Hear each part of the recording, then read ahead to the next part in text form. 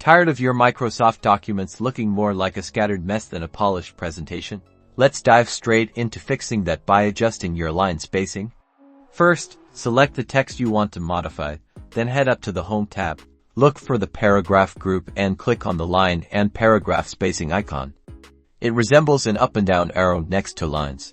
A drop-down menu will appear with preset spacing options, such as 10, 115, and 15. Choosing a smaller number will decrease the space between your lines. For even finer control, click on Line Spacing Options at the bottom of the menu. This opens a paragraph settings window.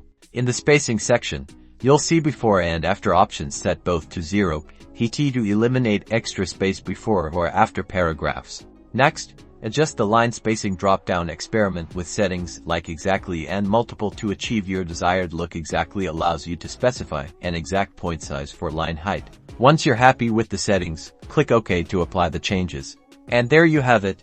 Your text is now neatly spaced and visually consistent, making your documents look much more professional. Don't forget to experiment with different settings to find what works best for you.